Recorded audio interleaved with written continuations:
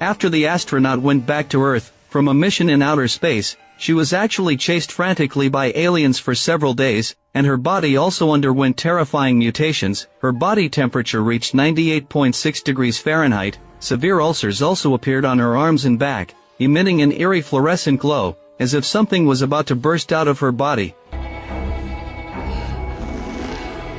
What on earth is going on here? And what exactly do the aliens want to do? The NASA rescue team drove speedboats and quickly sailed into the deep waters of the Atlantic Ocean. They surrounded a space capsule that was submerged in water. After they opened the hatch, they rescued the astronaut Sam. Sam woke up from her coma. She saw a terrifying scene. A pen floated up into the air. Before she could figure out what was happening, a group of doctors walked into the ward, congratulating Sam on completing her first space mission. Then they asked her if she had any abnormalities. Sam said she felt dizzy and groggy. She told them she had seen a pen float up. The doctors didn't take it seriously. He thought Sam was just not yet accustomed to being back on Earth, so he comforted her, saying that everything was within expectations. But there was one thing that was very strange. When Sam was re-entering the Earth's atmosphere, NASA lost contact with her. They wanted to know what exactly had happened at that time, but Sam couldn't remember clearly. She only remembered that she seemed to have collided with something. The doctor agreed with her statement, thinking that Sam's space capsule had hit a meteorite fragment. Currently, researchers were testing the particles on the spacesuit, and they believed a conclusion would be reached soon. But no matter what, Sam being able to survive was a miracle. Just then, Sam's husband and daughter arrived, looking at her family whom she hadn't seen in a long time. Sam was very excited. She played with her daughter. Sam's father, General Harris, also came. He brought a piece of good news. The Pentagon would cooperate with NASA to study the items collected by Sam during her re-entry. But General Harris believed that the top priority now was for Sam to find a quiet place to recuperate and recover her health. There was no need to worry too much about this matter. NASA had already selected a location. Sam readily accepted, completely unaware that she had fallen into a huge conspiracy. After the doctor finished examining her, a motorcade escorted Sam to the recuperation destination. This place covered a very large area, with trees extending for several miles around, and was completely free from external interference. The villa was fully equipped with various facilities, with everything available, including a library and a gym, and even thoughtfully provided a telescope. Sam was about to explore it, but a roaring sound made her head throb with intense pain. Various blurry images kept flashing back in her mind. She felt like her head was about to explode. The doctor noticed something was wrong and hurried over. He comforted Sam, saying it was just ordinary tinnitus, and that all of this was a normal phenomenon. There might be other adverse reactions later, such as dizziness, nosebleeds, fever, and hallucinations. The human body needs a period of time to adapt to the new environment. The doctor asked with concern whether to postpone the next mission, because they couldn't let someone with health issues go to space again. Sam became anxious upon hearing this. She had to go to the International Space Station to carry out a mission in 2 months. The doctor didn't refute this, and said that he would fully cooperate with Sam in her rehabilitation exercises. After the doctor left, Sam took her own temperature, and was shocked to see the reading was actually 98.6 degrees Fahrenheit. Moreover, there was a strange black bruise on her hand. What was the reason behind all these strange occurrences? In the evening, Sam started packing her luggage. When she found a photo of her daughter from the suitcase, she looked through it with a face full of happiness. But suddenly a few drops of blood fell. Sam had a nosebleed. The doctor was really accurate. Every symptom actually appeared. After she quickly stopped the nosebleed, Sam originally wanted to rest for a while, but at this point, a friend made a video call to her. The friend was very happy that she had returned safely. Sam was also very excited, and showed the friend the large villa where she was staying. While she was busy introducing it, her face suddenly turned very pale. The friend noticed something was wrong and asked what happened. Sam said she seemed to have seen something strange, but it was most likely a hallucination. Then the two continued chatting. The friend learned that Sam was very eager to go on a mission again, but her immune system seemed to have a major problem. So the friend told Sam that she could put on an appropriate act to fool the NASA staff. After all, her body would definitely recover later, but if she couldn't seize the opportunity, it would be gone forever. After saying that, the friend hung up the call first. Sam was still thinking about whether to listen to the friend's advice. Suddenly the light above her head started flickering eerily. A loud noise also came from outside. Sam felt a lot of cold sweat break out on her back in an instant. It should be noted that she was the only One in the huge villa. She really didn't want to meet with anything terrifying. She went to the living room to check the situation, and found a lot of damp soil on the ground. It was raining outside at this point. Sam suspected that some wild animal had broken into the villa. She observed the forest ahead through the telescope, and was startled by a strangely shaped tree. Sam looked at it carefully. She thought it wasn't clear enough, so she picked up a flashlight and approached the forest. When she was almost there, she tentatively picked up a stone, and threw it at the strange tree. Unexpectedly, the next second, her head started hurting terribly again, and a lot of unfamiliar images emerged in her mind again. Sam had no memory of them at all. Sam got up and turned off the alarm clock. She stood up while leaning against the wall, but accidentally found that the bruise seemed to have grown larger. But she didn't pay much attention to it. She got up to cook breakfast for herself. At first, everything was normal, but just as Sam was about to crack an egg actually floated up into the air. This was very abnormal. She tentatively pushed the egg. Hello? If all the things she had seen before were hallucinations, this time the feeling was way too real. Sam found it incredibly unbelievable, but she didn't dare to tell the doctor, for fear that the doctor would judge her unfit for future missions. After breakfast, Sam started her rehabilitation training. With the help of the medical team, she clenched her teeth and did her utmost, finishing all the training items planned by the doctor. But after some time, she was completely exhausted. When she finally finished everything, she lay on the ground, too tired to move an inch. And this was only the first day. The doctor said that she would need to exercise every day in the days ahead, and the intensity would definitely increase gradually. Only in this way would she have a chance to go to space again. Sam was well aware of this. Just then, the doctor asked her how her tinnitus was. Sam lied, saying it hadn't happened again, and neither had the hallucinations, and everything was moving in a positive direction. The doctor was very happy to hear this, told Sam to rest well and then left first. As soon as the doctor left, Sam immediately called her husband. She thought she would recover soon, and hoped to plan a family trip then, so that the three of them could create happy memories together. But her husband didn't pick up on the topic. Instead, he persuaded her not to go on any more missions. Sam's recent space trip hadn't been smooth. She had gone missing for a long time before being rescued. Her husband was afraid of losing her again, so he begged her to stay and watch their daughter grow up happily. But Sam refused. She said that space missions were her dream, and she would never give up easily. It seemed that the couple was about to quarrel when their daughter ran to the camera with a drawing, excitedly showing the family portrait she had drawn. Sam quickly smiled and talked to her daughter, but before they could talk for more than a couple of sentences, her husband said there was an emergency at school, and had to hang up first. He would find time someday to bring their daughter to visit Sam. Sam reluctantly said goodbye to her daughter, and then went outside to relax. But as soon as she got into the forest, the creepy roaring sound came to her ears again. Countless memory fragments kept replaying in her mind. Sam took a long time to calm down and feel better. She originally wanted to keep wandering around,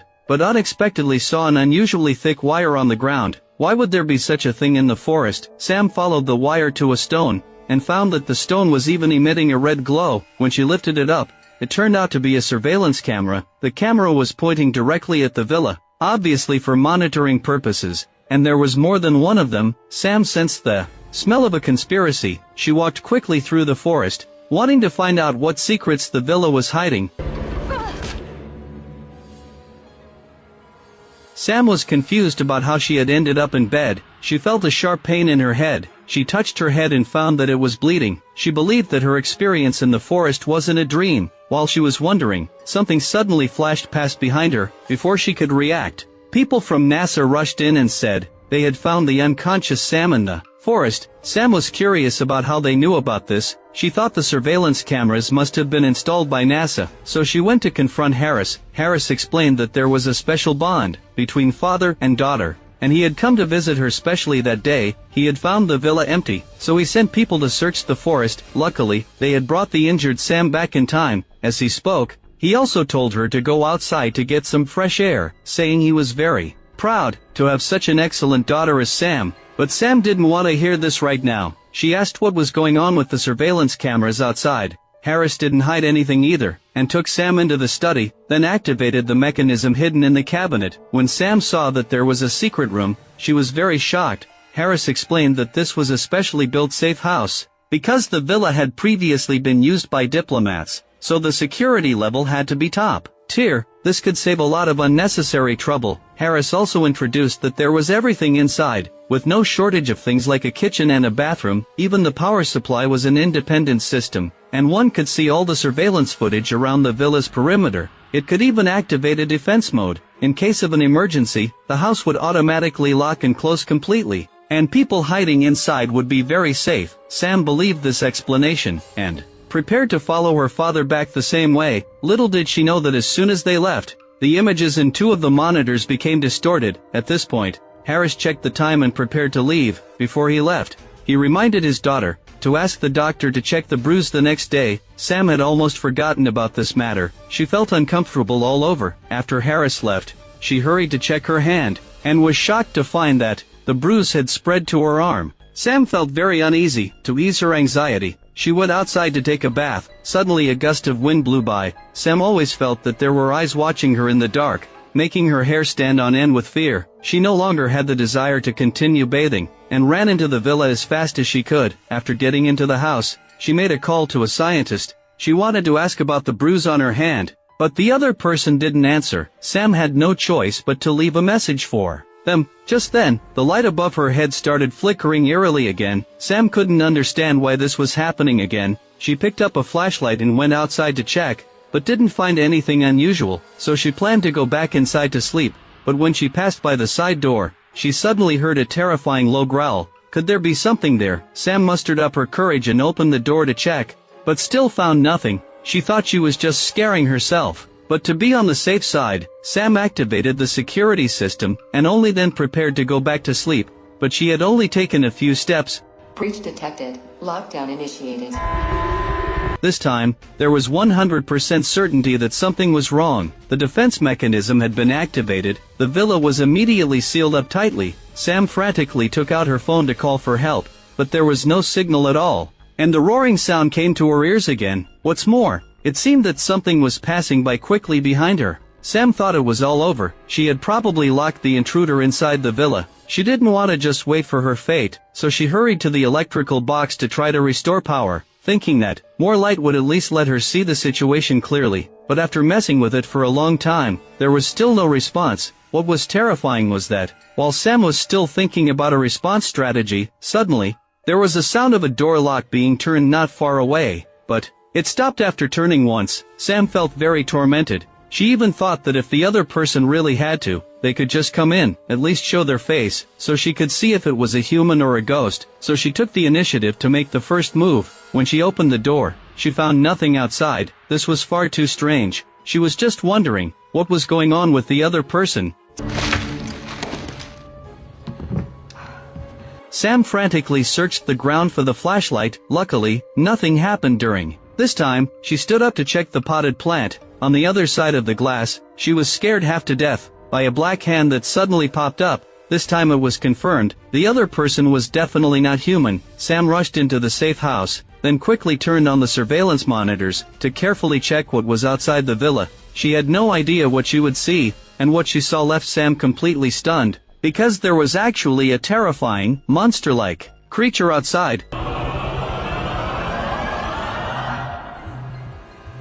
This was simply absurd. Sam didn't even know why she had fallen asleep. Could everything that had just happened be just a dream? Just then, the wake-up alarm went off. Sam quickly left the safe house, and as soon as she stepped out, she bumped into Harris and the doctor. Harris asked what had happened. Sam replied that there seemed to be something wrong with the generator, and Harris had come specifically for this matter, saying he had seen his system alert, showing a power failure in some areas, so he had brought people over to fix it early in the morning. After hearing this, Sam took a moment to mentally prepare herself, then went up to her father, and quietly told him that there was something very wrong with the villa, also saying what had happened the previous night. Harris said he would check the surveillance footage, but he thought Sam shouldn't let her imagination run wild, otherwise, she would definitely not be able to go on the next mission. Sam felt somewhat disappointed, and then continued her training, according to the plan made by the doctor. Luckily, her condition was getting better and better, but for some unknown reason, the bruise was getting worse. Even the doctor couldn't figure out why. On this day, Sam's husband brought their daughter to visit her, and Harris happened to be at the villa too,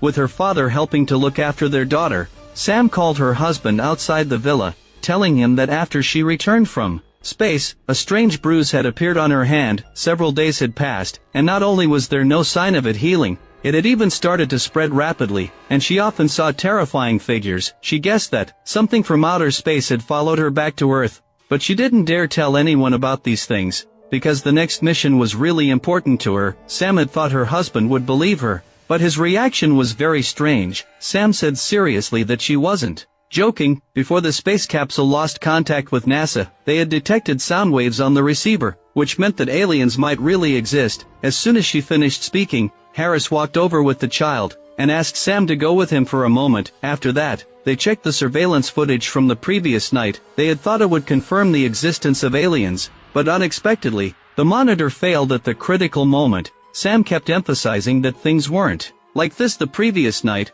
Harris told her to calm down, and also comforted her to rest well, saying that if she kept overthinking, she would never get to go back to outer space. Then he left after speaking. Sam, with a confused look on her face, adjusted the surveillance footage, but accidentally brought up the life-form detection system. Sam, her husband, and their daughter were playing in the forest. The couple, wanting to have a moment alone, told their daughter to look for interesting things nearby, but shortly after the daughter left, a sound of something falling came from the forest. The couple was frightened and hurried to look for their daughter. Luckily, the daughter was unharmed. She was just curious about everything, and was holding a freshly dead cicada in her hand. Just then, a shrill cicada chirp suddenly came from the forest. It was almost winter. How could there still be cicadas? Sensing that something was wrong, the family of three hurried toward the villa, but the sound of cicadas was getting closer and closer.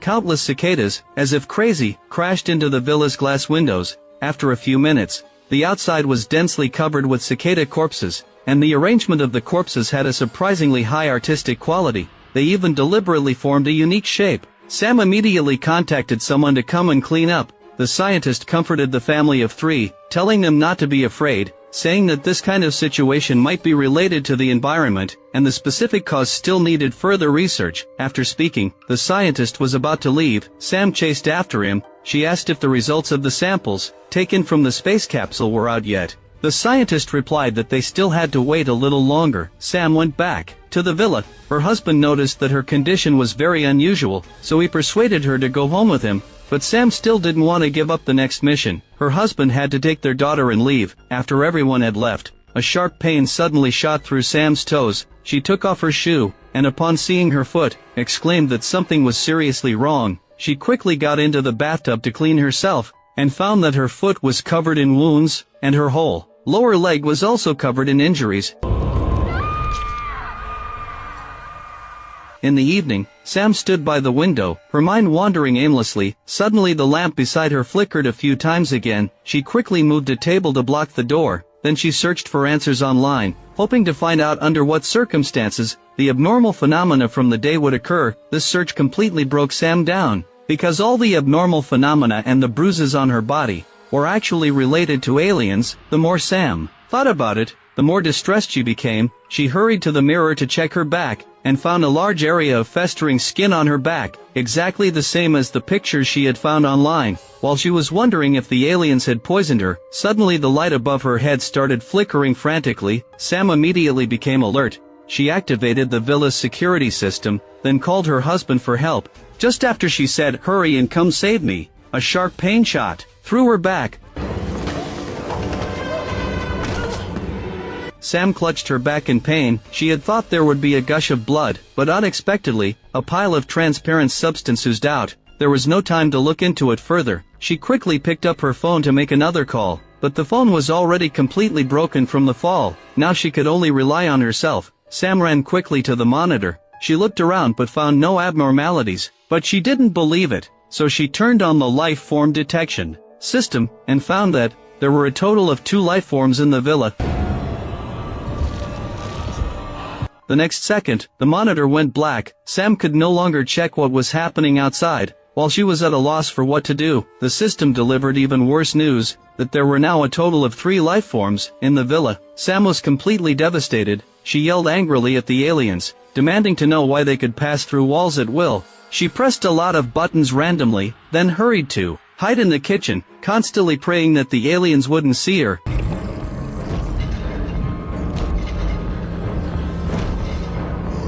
Sam was so scared that she almost wet herself.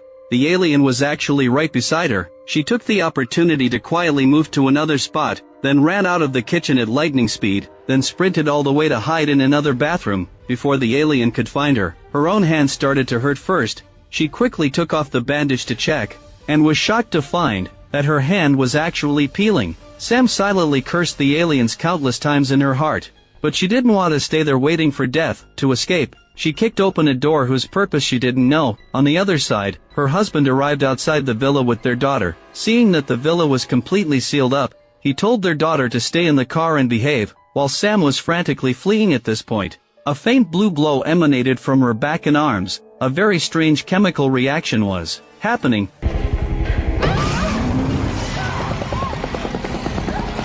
The alien that caught up grabbed Sam's ankle. Sam, terrified, kicked and struggled wildly to break free, then kept running as fast as she could. At the same time, Sam's husband was still looking for a way to get into the villa, only to see their daughter get out of the car and run toward the forest. Her husband was terrified and hurried to chase after her, and found that colorful lights were on in the forest. But instead of being scared, he carried his daughter on his back and ran toward the lit area. By this time, Sam had escaped to the forest along the pipeline. She was so scared that she didn't dare stop for a moment. Harris led the military to the villa. After successfully disabling the security system, fully armed soldiers searched the villa carefully, but they found nothing. Sam could no longer run. She stumbled and fell to the ground, weeping and begging the alien not to hurt her, saying her daughter couldn't live without her mother. Unexpectedly, the alien really didn't hurt her.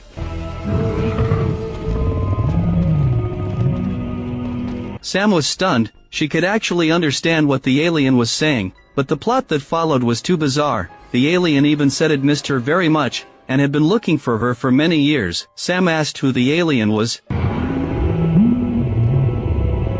Sam didn't believe it at all. The alien pressed its head against hers, and all the long-buried memories came flooding back. In fact, many years ago, humans captured several aliens for research purposes. Later, the aliens tried every means to escape, only to be chased frantically by human soldiers. At that time, Sam was still young and had no way to run. Her family hurriedly disguised her in a panic. When the young Harris searched and found her, he was surprised to find that Sam had turned into a little girl. Harris couldn't bear to harm her, or perhaps he was hiding some other conspiracy. Harris took her in as his daughter, and Sam's child was actually not her biological one, but adopted by the couple. Now Sam remembered everything, and her husband also caught up with their child. The daughter asked why her mother had become like this. Sam hurriedly said she wouldn't hurt anyone. Just then, Harris arrived. He had been carefully plotting this for many years, setting up an elaborate plan, waiting for the day he could capture the escaped alien again. He didn't care about the father-daughter bond they had shared for years at all. Insisting on capturing Sam and the others to take back for research, Sam realized she had been used by her closest relative, and was overwhelmed with grief. She asked if her father would really shoot her. Harris said nothing and raised his gun. Sam's husband didn't want Harris to hurt her, so he threw a heavy punch at Harris. At this point, Sam could no longer control herself from revealing her true form, for the human body she was in could no longer hold up. Then, under the gaze of her daughter and husband, Sam transformed right in front of them. But her husband wasn't afraid. Hearing the hurried sound of footsteps coming from behind, he knew the main force of soldiers was arriving. He urged Sam to leave with her family quickly. Meanwhile, Sam's alien family was also calling out to her, saying their spaceship was ready, and it was time to go home. But Sam couldn't bear to leave her husband and daughter. While she was struggling to decide, her daughter walked up to her and said they would see each other again soon. Sam was deeply moved by these words, then turned around and ran toward the spaceship. Finally, the spaceship disappeared from everyone's sight. The film ends here. The whole film focuses on the female lead discovering that something is wrong with herself. No violent or gory scenes are used at all. Instead, the focus is totally on exploring psychological fear in depth. In fact, this kind of fear of self-alienation is quite penetrative, but the ending is far too hasty. In order to create a happy family reunion ending, the villain is ridiculously weak. A battle-hardened general in his prime is actually beaten by a teacher, to the point of being unable to fight back. What's more, The other soldiers only arrive after the spaceship has already taken off, which is really too forced. If you like my commentary, please subscribe to my channel. Your support is the greatest encouragement for me.